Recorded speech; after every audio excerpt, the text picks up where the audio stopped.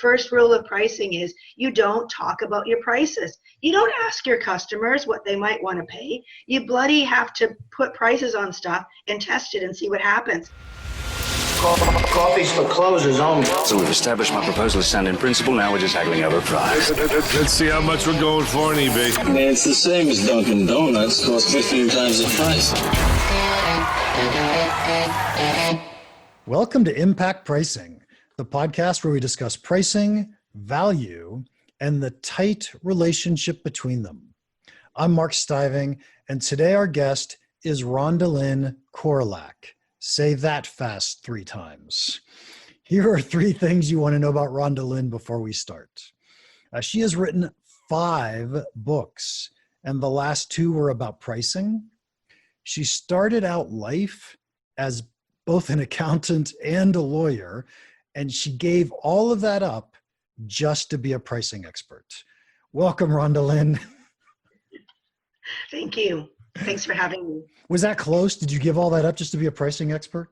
Oh, look, I think my main job, if you want to call it that, is I want to work with accountants and teach them how to move into finding, attracting, and retaining higher caliber clients. And so pricing is just one component of that. But also, yes. It's more of a business consulting type thing. Yes. For specifically the accounting industry. Yes, only accountants. So I only work now with accountants. Okay. Well, first, before I answer that, oh God, you're not going to want to answer this question. How did you get into pricing? Because you just said you don't do pricing, but how did you get into pricing? I do pricing. It's just one component of the overall structure of what I do. Basically, what happened was I started off as a cash flow expert because I actually love cash flow. It's my favorite thing. And I worked with, as you can imagine, lots of small businesses. But that led me down the path of starting to work with accountants and teaching them how they can better work with their clients to actually fix cash flow. One of the biggest issues that I think we have in the whole industry is this. Everyone wants to sell dashboards and KPIs and forecasts. That only diagnoses financial pain. It doesn't fix it. So I want to figure out how do we as accountants fix the problem. And fixing the problem means we have to deal with all kinds of stuff that's not just financial. We have to deal with their stinking thinking. We have to deal with their marketing issues. And unfortunately, as accountants, we didn't get trained to do that stuff in school. And so that's what I'm really passionate about is all of the soft skills that really make us better accountants to our clients. So if I understand this correctly, it isn't just understanding the accountant's cash flow, it's understanding the cash flow of the accountant's clients. Yes. And understanding how do we add value. I mean, at the end of the day, when you go out and someone comes to you and says, I need help with my payroll, I need a tax return, that's all well and fine. But the client doesn't actually value that stuff highly. And they can't tell the difference between accountant A and accountant B, which is why they ask for a discount. And so when accountants come to me and say, help me grow my practice, I don't start with marketing. I don't say, okay, let's, go out in social media and brand you and do all this stuff. I don't care about that stuff at all. I'm really fundamentally interested about what's your business model? How do you financially make money in your practice? And if you could charge based on value, you might make 30, 40% more. You wouldn't have to go out and market yourself. And so my approach is quite a bit different than a lot of the consultants that are out there who are, I think, overly concerned with brand and social media and marketing. I think it's a waste of money. It very well could be a waste of money in a lot of those. It turns out that when I think about pricing, and I'll use the word pricing a lot today, but when I think about pricing, I think it's of the 3 C's of pricing. They're not the 3 C's you think of. I think of creating value, communicating value, and capturing value. And most of the time when we talk about pricing, we talk about how do we capture value. But what I just heard you describe was, I need to understand how accountants are actually creating value so then we can go communicate it. I think that's absolutely amazing. Would you agree with that thought process? Yeah, look, to me, I think of it as 6 C's, right? So my 6 C's are first, control your fear, right? She's got twice as many C's as I do. This is horrible. Go ahead. So we're going to control your fear, your stinking thinking. We're going to get on top of that. Number 2, we're going to comprehend value. What is the value in the eyes of the client? Then we're going to create it. After we've created it, we're going to figure out how in the hell do we as accountants capture more of that in our firm instead of worrying about profit, which is useless, a bag of buttons, right? I don't care about profit. I care about how much value you capture. Then we're going to communicate it. And lastly, we're going to convince. And I don't spend heaps of time on convincing, because if you can lay the proverbial breadcrumbs like a Hansel and Gretel all the way along in the process, you shouldn't have to hard close people. They should be dying to say yes. If they're thirsty for what you have and you've got a glass of water, they'll pay any price for it. That's my philosophy. Nice. And so how do you help them find where do you think of it as value holes, value deserts, places where people aren't getting served? Correct. I think of it as a value desert. So in chapter 1 of my books, both books, Pricing Value and From Value Pricing to Pricing Value, chapter 1 deals with this whole concept of glass of water, right? How thirsty is somebody? We need to figure out, are our customers sitting in their lounge room where they can just go to the tap and get their own glass of water? Are they driving down the road with 2 or 3 screaming thirsty toddlers in the back seat, and the only place they can find water is 7-Eleven? Or are they, crawling across the desert in the heat, 40-something degrees Celsius, and they haven't had a drink for days? We have to know how thirsty people are. To me, it comes down to this, how thirsty are you? Why are you thirsty? And if you had a glass of water, what would it be worth to you right now? That's my methodology in a nutshell. Yeah. And so I guess my real question then is, how do you help them find thirst, right? Is it thirst? Is it hunger? Is it tired? Right? How do you help them find what the hole is they're trying to fill? Well, open-ended questions to start. I think we as accountants like to tell people stuff, right? We like that power of people come to us with complex questions and we just tell. And so we need to get better at asking questions, open-ended questions, and just listening to what people tell us, not jumping in and trying to help them, right? You don't want to jump in if someone's thirsty and give them a sip of water. We want to develop the thirst. So I might ask things like, can you talk to me about what your number one challenge is right now in business? What's keeping you up at night? What's making it so that you can't sleep? And then you just shut up and let them tell you stuff. And maybe you ask a follow-on question and make the pain a little bit more painful. Yes. Sometimes I'll say things like, so we just determined that you think this problem X, whatever it is potentially costing you $10,000 a day. So if this were to continue on for another 6 months, how much would it cost you not to fix it right now? So I'm digging and I need them to tell me, right? I don't want to tell them what the answer is. I need them to tell me what it is. Right. You don't want to multiply 10,000 times 150 days. You want them to do the multiplication. Correct. And then sit there in it for a little while. Yeah. Why do you think firms don't do this more? Why do they need you to tell them to go ask questions and listen to customers? Because we weren't taught it in school. In accounting school, everyone gets taught, what is sales tax? Why do we need it? We write essays about it. We learn how to do a tax return. We learn how to do cash flow, and it's either right or wrong. There's no 3 ways to do cash flow. It's either correct or it isn't correct. And so we're very accuracy focused, and we're very, solution and process and transaction focused. There is no class in accountancy school on how do you dig for pain? How do you create value? And I think that's a huge oversight. I think we're graduating people for jobs that don't exist anymore. Jobs that AI are probably going to take over quickly. Yes. Nice. And by the way, I don't think that's just accounting schools. I think it's all business schools. It's all engineering schools. Everybody in school is taught, here's how to find the answer.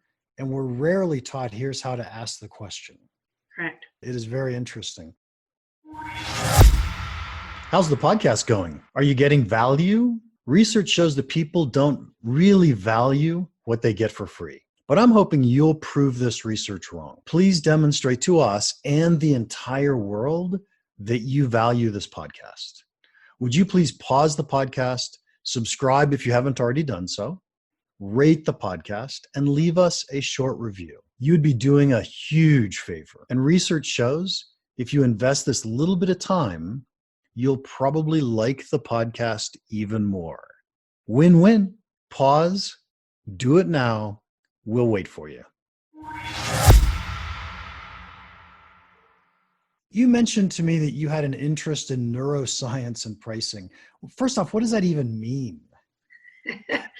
Okay, well, in a nutshell, there are many different things that affect pricing. And if you read any book on pricing, you're going to likely be exposed to behavioral psychology. You know, people talk about all the various studies that were done. But if you back it up a bit, you get into this whole realm of neuroscience. And neuroscience is just simply the study of how our brains process and react to different stimuli that we take in through all of our senses, sight, sound, hearing, touch, taste, all of that stuff. And it's how does our brain react to stuff? And why I think that's relevant to pricing is this. People make pricing decisions that are largely driven by survival and emotional cues. They're not rational. It doesn't do a whole lot of good to try to logically think about pricing because, I have this little bit of a video that I've done, and it comes out in the book and stuff as well, where I talk about pricing like Fight Club. You know, the movie that Brad Pitt was in? I call it Price Club. First rule of pricing is you don't talk about your prices. You don't ask your customers what they might want to pay. You bloody have to put prices on stuff and test it and see what happens. You don't want to overthink pricing, right? That's rule number 2. You don't want to think too much about pricing, because if you think about pricing, you're going to be wrong, because you put your own mental stuff on top of everything else rather than waiting and seeing what does your client need? What does your client value? Your thoughts about pricing mean nothing. And so I'm really passionate about neuroscience because all I'm doing is saying, okay, the parts of the brain that make decisions, they can't read numbers or words. Newsflash, that part of the brain purely reacts to visual cues and instinct and emotions. So that tells you right there that the actual number in pricing is like 5%, and all that other stuff is 95%. And so that's why I'm really passionate about focusing on neuroscience, because it's how do we just make it easier for people to say yes? We're not trying to trick them into it. We're not trying to coerce them into it. We're just packaging up our message so much more in a simple fashion that it's just easy for the brain to go, yep, I'm thirsty. I need that solution right now. I say yes. That's it. Okay, so I need you to reconcile 2 different things that you've told me today. Sure. One thing you said is, I teach my accountants how to go out and ask questions and find out what the value is, and the client ends up telling me it's $1.5 million over the course of 6 months. Yes. And then you just said, well, they don't use numbers when they make decisions. They use something else, emotions or vision, or how do you tie those 2 concepts together? So $1.5 million worth of pain to somebody, there's emotion there, right? Like Absolutely. when someone, it's not unusual when I'm doing diagnostics with my clients who used to be, business owners, but now largely accountants. It's not unusual for 70% of the time for me to see some tears. That's how I know I've got people where they need to be for their own good. Because if somebody's got $1.5 million worth of pain, or if someone tells me, look, if I don't fix this problem in my business, my wife or my husband's going to leave me, and we're going to have a divorce and have to share our children's custody, that's what we need. What I'm actually digging for is not the numerical quantification so much, but what it means to the person. If they don't fix it, what's going to happen? And not everything's financial either. There's 3 types of pain: strategic, financial, and personal. And bundled up in that pain, if you want to call it, is also just desired transformations. Like I want to achieve X. And so there will be some tangible financial components of that, but there could be, I can't sleep. I haven't slept in 5 months. a different kind of pain, but equally as powerful. Yeah, that's fascinating. It's causing me to think, because I often say to my clients, if you're in the B2B world, you can put a dollar value on everything. And you're saying, Mark, that's not right. Not necessarily, yeah. And I'm struggling with it. I'll be honest, right? I'm struggling with it to figure out how does it mesh. I certainly agree that if I'm not sleeping, if my wife's going to leave me, if these things are happening, that's a lot of stress, a lot of pain, and I want to try to get rid of that, and I'll pay money for it. But I have a hard time understanding how to value that. How would I value my wife's not going to leave me? Well, look, there's a cost to divorce. There's a mental cost. There's a tangible financial cost. If you have to divide up the shares of your business, if you've got to sell your house, that all costs money. So there are different components. I like to think of it as intangible. Some people refer to it as spiritual or perceived value. But I always think this, there's different types of pain and there's different ways to quantify it. But the most powerful is usually the tangible stuff, because you can point to it, right? You can put your finger on and say, but you just told me 5 minutes ago that if you don't do my solution and we don't fix this now, you're going to lose $1.5 million. That's the most powerful because it's tangible. So the brain has several different triggers, right? One of the triggers is like, what's in it for me? Another trigger is tangibility. So the more tangible something is, the easier it is for the deciding part of the brain to grasp it, get their head around it. That's why I always say you want to make things simple. You know, if we can make things simple enough for a 6-year-old to understand, people will make decisions. I think that we as accountants complicate our message far too much. And that's another reason why people say no, or I need to think about it. You just said too much. You just went too far. And you started using jargon and words that they didn't understand. That's why cash flow is a really big nightmare situation, because if we're trying to help our clients with cash flow and the part of their brain that decides can't read numbers or words, it does not help us to complicate or obfuscate people's financial performance. I talk about, when I wrote Financial Foreplay, my entire book is about Penny and Ernest. Penny spends money in the relationship and Ernest earns it. I use bathtubs and seesaws and visuals to teach people why they've screwed up their cash flow without trying to teach them accounting, right? So I'm trying to make it like, if I can make cash flow or pricing so simple a 6-year-old could get it, I can teach anybody it. Awesome. So here's what I'll walk away with. I'll walk away with buying completely. And by the way, I've always believed this, that people tend to make that first decision emotionally, and then they have to find a way to justify it. And when we come up with our numbers, we're helping them justify, when we're coming up with the value, the $1.5 million, we're helping them justify, here's why you're going to give us $200,000 to solve that problem. So yeah. So it's a combination of that and one more little nuance. And I like to call it deal breakers. We have to figure out what would cause somebody to walk away from this thing right now and say no. And we want to build up the emotional value by addressing that deal breaker. So that's the only little corollary that I'd add to that. all right, give me an example of a deal breaker. So let's just say that you're selling software, right? Just for lack of a better example, you're selling software and you're thinking, well, my software looks like the next person's software, but hold on a second. What if software A and B have different prices and B is half the value or half the price, but software B goes down all the time. And so people using software B can't process orders. They can't do their work because the software keeps crashing. Well, all of a sudden, that's a deal breaker, right? Because people are going to say, well, software B is half the price, but if it keeps going down, I'm going to lose money because I can't make sales. So that's a deal breaker. If your software doesn't have good availability, I'm bloody walking away from it. Or, the other obvious example would be you need to get your kids from point A to point B, right? You can use a car or a motorcycle. But if you have a baby, who in the world in their right mind is going to put a baby on a motorcycle and drive them from point A to point B? Nobody, because safety is the deal breaker. They don't make helmets for babies? Oh, I don't think they Oh. do. Rhondalynn, this has been fun. That's our new, we need to start a new company called Home. There we go. I always end with this question, so let me ask you, what's the one piece of pricing advice you would give our listeners that you think could have a big impact on their business? The biggest piece of advice is this.